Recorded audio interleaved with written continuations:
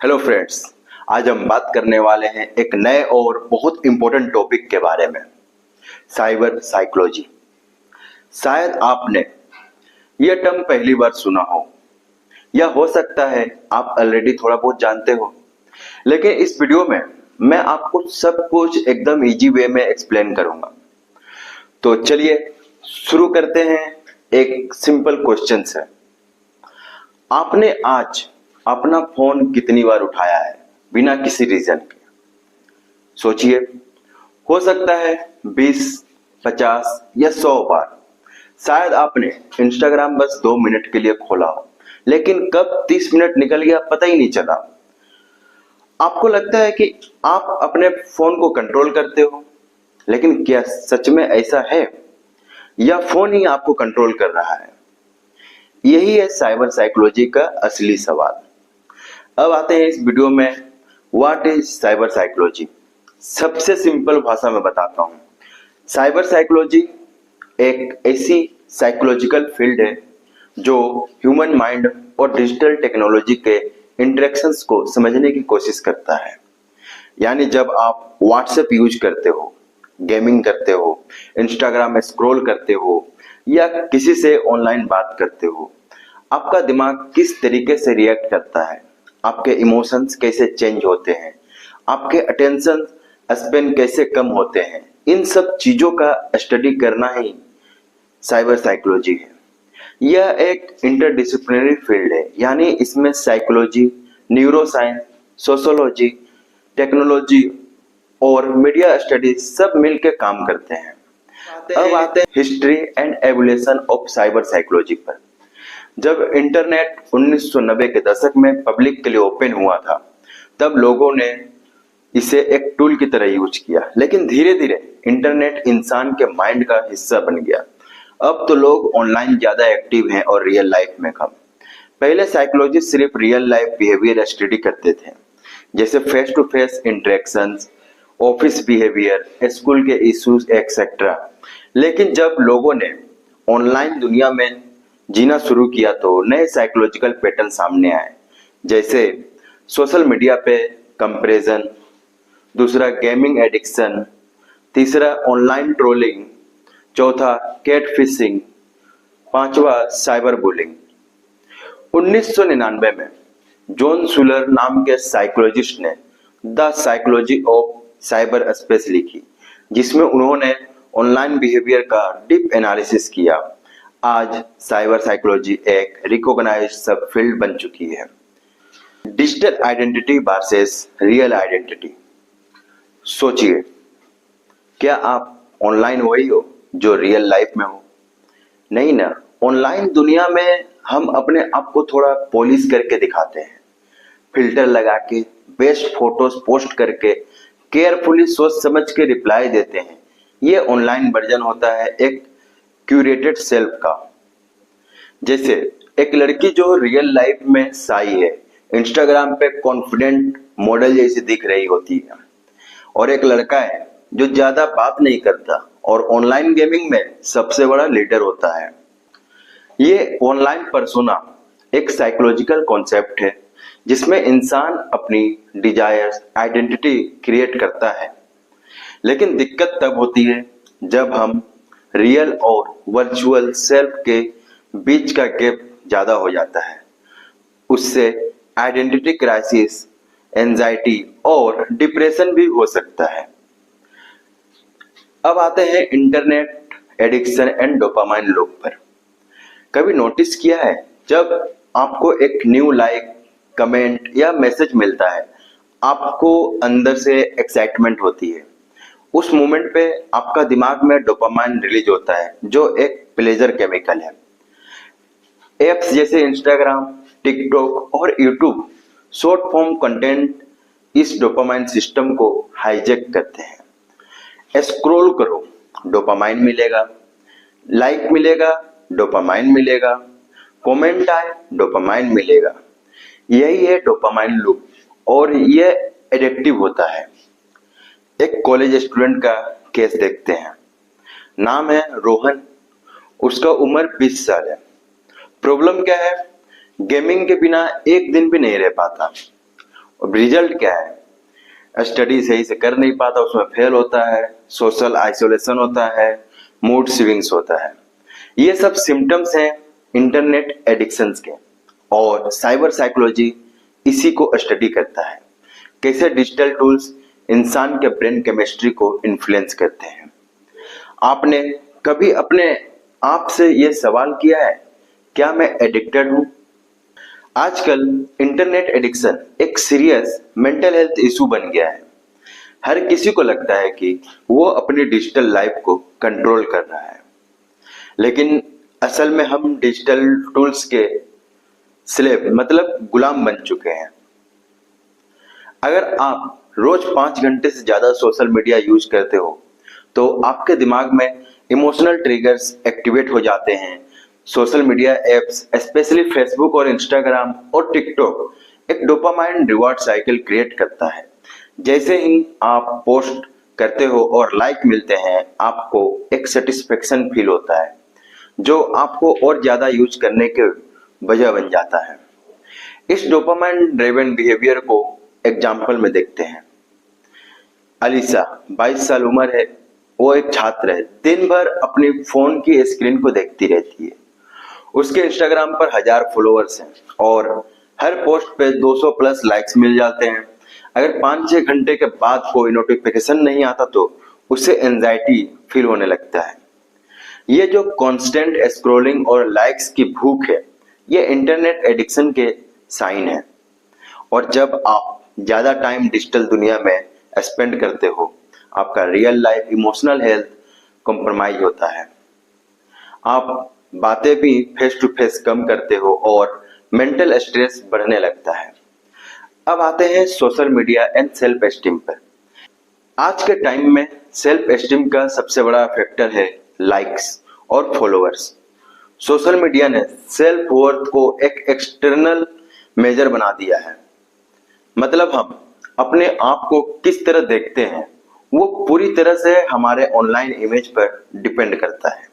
जैसे इंस्टाग्राम पे अपनी सेल्फीज डालना या टिकटॉक पे अपना टैलेंट दिखाना, ये सब चीजें हमारे सेल्फ एस्टीम को बूस्ट करते हैं। लेकिन जब हम सोशल मीडिया पे दूसरे के पोस्ट देखते हैं, हम नेचुरली अपने आप को उनसे कंपेयर करने लगते हैं। इसे एक एग्जांपल से समझते हैं। रोहित जो 25 साल का है, एक सॉफ्टवेयर इंजीनियर है। वो रोज अपने इंस्टाग्राम पे अपनी अचीवमेंट्स और परफेक्ट फोटोज पोस्ट करता है। हर दिन वो अपने दोस्तों और फॉलोअर्स से अप्रूवल चाहता है और जब पोस्ट पे लाइक नहीं आते तो वो डिप्रेस्ड हो जाता है। इस फेनोमेनन को सोशल कंपैरिजन कहते हैं और यह सेल्फ एस्टीम पे बहुत बुरा इफेक्ट डालता है। आपको याद रखना होगा कि ऑनलाइन दुनिया रियल लाइफ का एक बहुत पॉलिश्ड और फिल्टर वर्जन है, तो अपने आप को अनपॉलिश्ड वर्जन से कंपेयर करना आपको सिर्फ मेंटल स्ट्रेस देगा। अब आते हैं online relationship and dating apps पर। आजकल डेटिंग एप्स जैसे टिंडर और बम्बल ने ऑनलाइन रिलेशनशिप को एक नए लेवल तक ले गया है। आप ऑनलाइन किसी भी इंसान से बात कर सकते हो और उनसे इमोशनल कनेक्शंस फील कर सकते हो बिना फेस टू फेस मिलने के। एक एग्जांपल से समझते हैं। निशा और अमित दोनों टिंडर पर मिले। दोनों ने अच्छी केमिस्ट्री फील की और 3 महीने तक एक दूसरे से चैट करते रहे। लेकिन जब वो मिलने के लिए फेस टू फेस आए तो उन्होंने अपनी बातचीत में वो इमोशनल कनेक्शन नहीं महसूस किया। उनका कन्वर्सेशन ऑकवर्ड हो गया। ये सिचुएशन को हम texting versus in person communication कहते हैं। जब आप ऑनलाइन कम्युनिकेट करते हो तो आपके इमोशंस को फिल्टर करने का चांस होता है, लेकिन जब आप फेस टू फेस बात करते हो तब असली इमोशंस सामने आते हैं। अब आते हैं cyber bullying and online aggression पर। साइबर बुलिंग एक बहुत सीरियस इशू है जो डिजिटल वर्ल्ड में बढ़ रहा है। जब आप ऑनलाइन होते हो तब लोग आपको एनिमोनस होके बुली कर सकते हैं। यह बिहेवियरल रियल लाइफ में फेस टू फेस नहीं होता। साइबर बुलिंग का डायरेक्ट इम्पैक्ट मेंटल हेल्थ पर पड़ता है। ये डिप्रेशन, एंजाइटी और इवन सुसाइडल थॉट को ट्रिगर कर सकता है। एक एग्जाम्पल से यहाँ समझते हैं। आयशा जो एक 15 साल की लड़की है, वो स्कूल के स्टूडेंट है और वो डेली ऑनलाइन फोटो शेयर करती है। उसको एक दिन एनुमिनस ट्रोलिंग का सामना करना पड़ जाता है। उगली और फैट जैसे कमेंट्स आते हैं।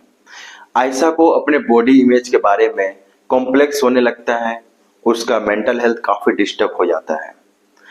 ये टिपिकल एग्जाम्पल है ऑनलाइन एग्रेशन का। एनिमिनिटी की वजह से लोग ज्यादा एग्रेसिव और इनसेंसिटिव बन जाते हैं। अब आते हैं गेमिंग साइकोलॉजी एंड एडिक्शन पर। आजकल गेमिंग ना सिर्फ एक एंटरटेनमेंट मीडियम है, बल्कि एक कल्चरल फेनोमेनन भी बन गया है। E sports, online multipliers games जैसे पबजी, फ्री फायर और कॉल ऑफ ड्यूटी ने गेमिंग को एक सीरियस कैरियर ऑप्शन बना दिया है, लेकिन यह एंटरटेनमेंट एडिक्शन का भी एक सोर्स बन गया है। चलिए इसे एक एग्जांपल से समझते हैं। करण जो 18 साल का है और एक पबजी प्लेयर है, उसने अपने गेम के लिए अपना पूरा दिन का शेड्यूल बनाया है। अगर वो गेम में हार जाता है तो वो एंग्री हो जाता है, अपने फ्रेंड्स को ब्लेम करता है और अपने रियल लाइफ रिस्पॉन्सिबिलिटीज को इग्नोर करने लगता है। गेमिंग एडिक्शन के symptoms are pretty much the same as internet addiction. आपको मेंटल स्ट्रेस और सोशल आइसोलेशन फेस करना पड़ता है और आप अपने रियल लाइफ गोल्स को इग्नोर करने लगते हैं। अब आते हैं children and adolescent in the digital world. बच्चों को मोबाइल फोन देना, स्पेशली 10 साल के नीचे के बच्चों को, एक कंट्रोवर्शियल टॉपिक है। साइबर साइकोलॉजी के पर्सपेक्टिव से जब बच्चों को अर्ली एज से स्क्रीन एक्सपोजर मिलता है तो उनके डेवलपमेंट पे सिग्निफिकेंट इफेक्ट्स पड़ते हैं। एक एग्जांपल से इसे समझते हैं। एक स्कूल में टीचर्स ने देखा कि जब 9th ग्रेड के स्टूडेंट्स को मोबाइल फोन दिया गया, उनकी कंसंट्रेशन और अटेंशन स्पेन सिग्निफिकेंटली कम हो गया था। सोशल मीडिया यूज भी उनके मेंटल हेल्थ को भी इम्पैक्ट करता था। उनके बीच कंपैरिजन और पीर प्रेशर बढ़ गया था। स्टडीज ने यह दिखाया कि एक्सेसिव स्क्रीन टाइम पे बच्चों की कॉग्निटिव स्किल और सोशल इंटरेक्शन पे नेगेटिव इफेक्ट पड़ता था। स्टडीज ने यह दिखाया कि एक्सेसिव स्क्रीन टाइम से बच्चों की कॉग्निटिव स्किल्स और सोशल इंटरेक्शन पे नेगेटिव इफेक्ट पड़ते हैं। ये इशू बहुत ज्यादा होता जा रहा है, स्पेशली इंडिया में, जहां स्क्रीन टाइम काफी बढ़ गया है। अब आते हैं artificial intelligence and emotional attachment पर। एक और इमर्जिंग टॉपिक साइबर साइकोलॉजी में है ह्यूमन बॉन्ड विद एआई। आजकल लोग इमोशनल अटैचमेंट फील करने लगे हैं एआई चैटबॉट्स और वर्चुअल असिस्टेंट के साथ। इसे एक एग्जांपल से समझते हैं। सोनल एक 28 साल की वर्किंग वुमन है। उसका कहना है कि जब उसका स्ट्रेस बढ़ता है तो रेप्लिका से बात करके उसे रिलीफ मिलता है। धीरे धीरे उसने उस एआई को एक रियल फ्रेंड की तरह ट्रीट करना शुरू कर दी। ये कॉन्सेप्ट साइबर साइकोलॉजिस्ट के लिए बहुत इंपॉर्टेंट हो गया है। क्या फ्यूचर में इंसान एआई के साथ रियल इमोशनल बॉन्डिंग करने लगेंगे? क्या एआई हमें लोनलीनेस से निकाल पाएगा या और ज्यादा इमोशनली आइसोलेट करेगा? ये आप कमेंट सेक्शन में मुझे बताइएगा, आपको क्या लगता है। अब आते हैं नेक्स्ट पॉइंट पर, साइबर क्राइम साइकोलॉजी पर। डिजिटल दुनिया में सिर्फ पॉजिटिविटी नहीं है, साइबर क्राइम्स भी रैपिडली बढ़ रहा है। पर साइबर साइकोलॉजी यह समझने की कोशिश करता है कि एक हैकर या फ्रॉडस्टर किस मेंटल स्टेट में होता है। इसे एक एग्जांपल से समझते हैं। रवि जो एक 19 साल का लड़का है, फाइनेंशियली स्ट्रगल कर रहा था। उसने डार्क वेब पे हैकिंग सीख ली और लोगों के क्रेडिट कार्ड डिटेल्स सेल करने लगा। जब उसे पकड़ा गया, उसने बोला कि ऑनलाइन वो किसी और दुनिया में था जहां इमोशंस, मोरालिटी सब डल हो जाता है। साइबर क्राइम का साइकोलॉजी यह दिखाता है कि digital anonymity, lack of empathy और ग्रीड की किस तरह इंसान को डिसीजन मेकिंग को चेंज करता है। अब आते हैं digital therapy and mental health apps पर। साइबर साइकोलॉजी का एक और पॉजिटिव एंगल है डिजिटल थेरेपी और mental health support system.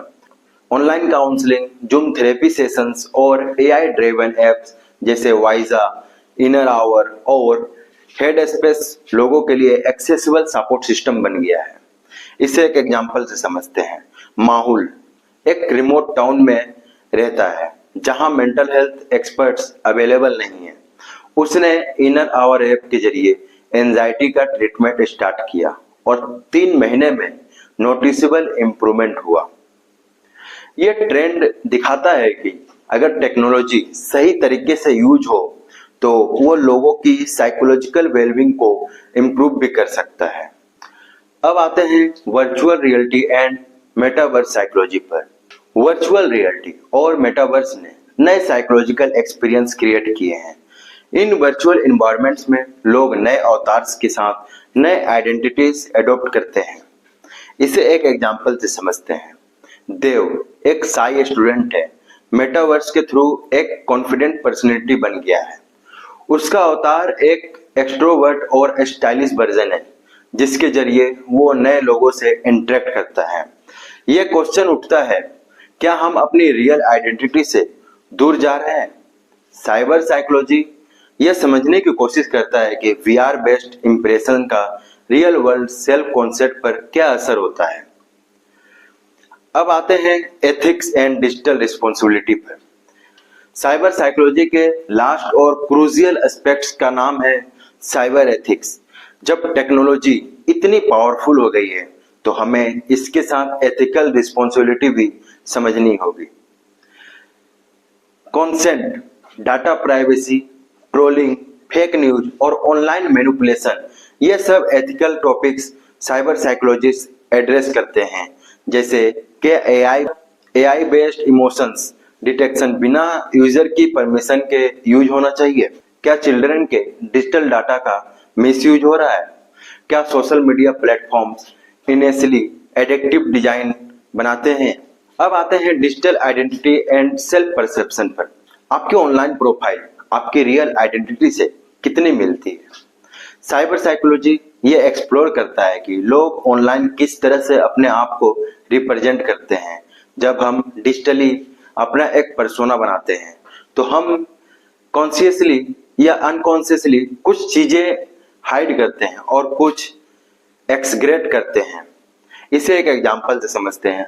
Aarav एक इंट्रोवर्ट है जो रियल लाइफ में शाय रहता है, लेकिन लिंक्डइन और इंस्टाग्राम पे वो एक कॉन्फिडेंट एंटरप्रेन्योर की तरह इमेज दिखाता है।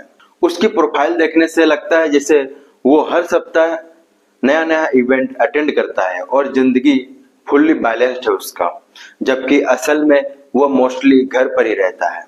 यह मिसमैच डिजिटल सेल्फ और रियल सेल्फ के बीच साइकोलॉजिकल डिसोनेंस क्रिएट करता है। लॉन्ग टर्म में यह स्ट्रेस, कंफ्यूजन और आइडेंटिटी क्राइसिस तक ले जा सकता है। अब आते हैं ऑनलाइन डिसइनोवेशन इफेक्ट पर। साइबर साइकोलॉजी में एक इंटरेस्टिंग कॉन्सेप्ट है ऑनलाइन डिसइनोवेशन इफेक्ट। मतलब लोग इंटरनेट पर वो सब कह जाते हैं जो वो रियल लाइफ में कभी नहीं बोल पाते। क्यों? क्योंकि एनोनिमिटी, कोई जानता नहीं कि आप कौन हो। लैक ऑफ इमीडिएट कॉन्सिक्वेंसेस, सामने वाले की रिएक्शन देखना नहीं पड़ता। अब आते हैं असाइंक्रोनस कम्युनिकेशन पर। असाइंक्रोनस कम्युनिकेशन, तुरंत जवाब देना जरूरी नहीं होता। इसे एक एग्जांपल से समझते हैं। सिमरन एक काम और स्वीट लड़की रियल लाइफ में रेडिट पर किसी कंट्रोवर्शियल टॉपिक पर गालियां तक दे देती है। यह डिसइनोवेशन पॉजिटिव भी हो सकता है, जैसे लोग अपनी मेंटल हेल्थ इश्यूज डिस्कस करते हैं बिना सेम के, लेकिन यह नेगेटिव भी हो सकता है, जैसे ट्रोलिंग और हेट स्पीच। अब आते हैं डिजिटल एम्पैथी एंड कनेक्शन पर। एक और मॉडर्न साइकोलॉजिकल कंसर्न है, क्या डिजिटल दुनिया में हम एम्पैथी फील करते हैं? मतलब क्या एक ट्वीट, एक मैसेज या एक इमोजी रियल इमोशन ट्रांसफर कर सकता है? साइबर साइकोलॉजी सजेस्ट करता है कि डिजिटल एम्पैथी एग्जिस्ट करता है, लेकिन वो थोड़ा सेलो होती है। हम सपोर्ट तो करते हैं #RIP, लेकिन एक्शन लेने का मोटिवेशन कम होता है इसमें। इसे एक एग्जांपल से समझते हैं।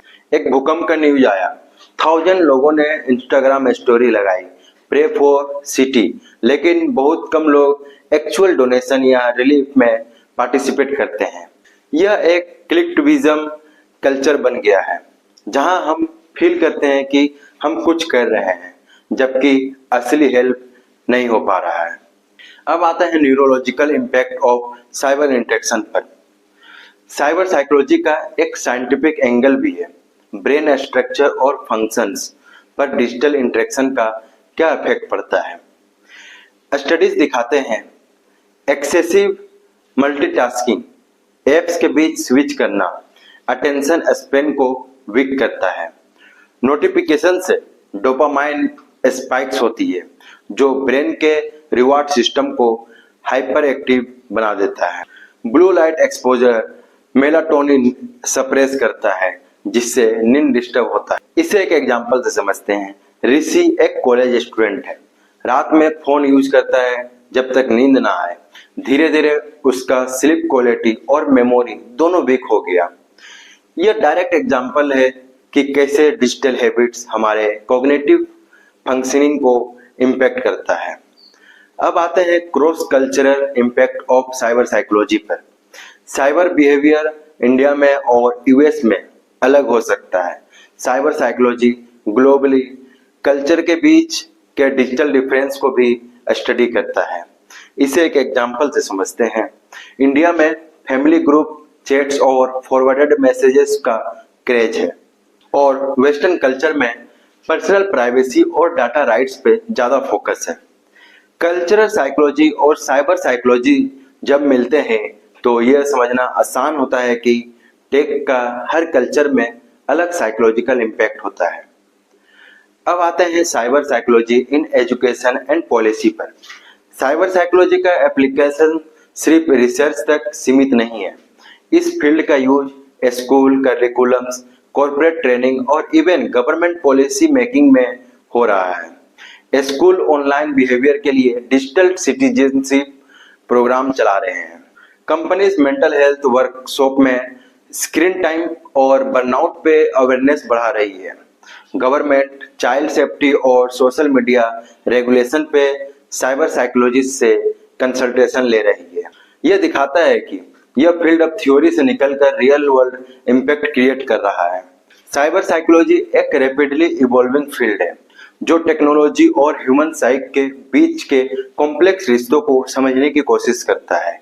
इस फील्ड का future artificial intelligence, immersive realities और एथिकल इनोवेशन के साथ डीपली लिंक्ड है। अगर हम रिस्पॉन्सिबल डिजिटल सिटीजन बनना चाहते हैं तो हमें सिर्फ एप्स और डिवाइस का यूज नहीं, उनके साइकोलॉजिकल इम्पैक्ट को भी समझना होगा। तभी हम एक हेल्दी, माइंडफुल और एथिकल डिजिटल फ्यूचर की तरफ आगे बढ़ सकते हैं। अब आते हैं फाइनल थॉट पर, डिजिटल सेल्फ को समझना। साइबर साइकोलॉजी के थ्रू हमें यह समझ आता है कि हम कैसे डिजिटल वर्ल्ड में एग्जिस्ट करते हैं। हमारा हर क्लिक, शेयर, लाइक, डीएम और सेल्फी सिर्फ एक एक्शन नहीं, एक साइकोलॉजिकल रिस्पॉन्स भी है। जितनी तेजी से टेक्नोलॉजी इवॉल्व कर रही है, उतनी ही जरूरत है सेल्फ अवेयरनेस की। अपने डिजिटल हैबिट्स को समझना, उनके इमोशंस पे इम्पैक्ट को नोटिस करना और कॉन्शियस यूजेस करना, यही एक हेल्दी डिजिटल लाइफ का फाउंडेशन है। तो अगली बार जब आप स्क्रीन अनलॉक करें, थोड़ा रुक कर सोचिए, क्या आप टेक को कंट्रोल कर रहे हैं या टेक आपको कंट्रोल कर रहा है? यही है साइबर साइकोलॉजी का असली सवाल। दोस्तों, आज के लिए इतना ही। आई होप आपको ये वीडियो काफी अच्छा लगा होगा और काफी ये इंफॉर्मेटिव वीडियो रहा आपके लिए। आपको ये वीडियो कैसा लगा, अपना राय जरूर बताएं कमेंट सेक्शन में। आपको ये वीडियो पसंद आया है तो वीडियो को थम अप करें, और चैनल पर नए हैं तो चैनल को सब्सक्राइब करें। मिलते हैं नेक्स्ट वीडियो में, तब तक के लिए धन्यवाद।